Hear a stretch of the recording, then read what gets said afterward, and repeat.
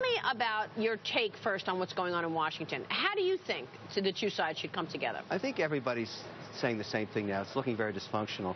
But there's precedent in history that I go back to. I'm a student of history.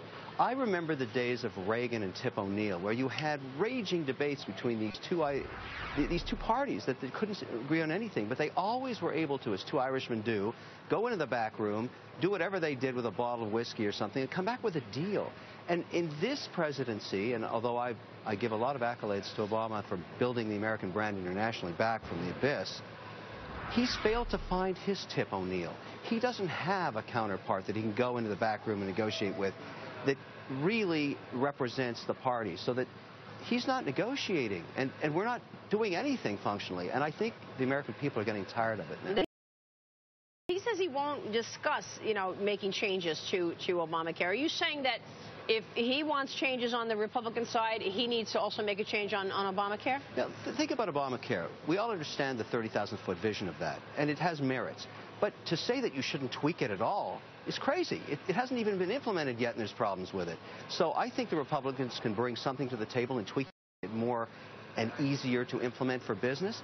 Why not negotiate? I don't get it. Yeah. I mean, somehow over the last 36 months, we've been able to vilify business leaders, vilify the process of capitalism, tell young kids in schools that making money is un-American. That's all crazy. That's not what made this country great. I'm pretty upset as an investor in where we're at right now. And you speak to a lot of companies and really see businesses investing in all sorts of companies. How would you characterize the business environment right now when it comes to hiring, when it comes to expand? Concerned that Washington American dream anymore from the business point of view. I'm not saying it can't be repaired, but if you think about the pendulum, how far it's swung to the left when we actually call business leaders that build the infrastructure of our country fat cats, that just doesn't sit well with me. And I can speak for many, many other entrepreneurs that say, listen, what makes this country great is the private sector creating private sector jobs, funding the government that provides us all the wonderful things we have. We don't vilify it. We solve for it, and we try and endorse it and help more people become entrepreneurs in this country.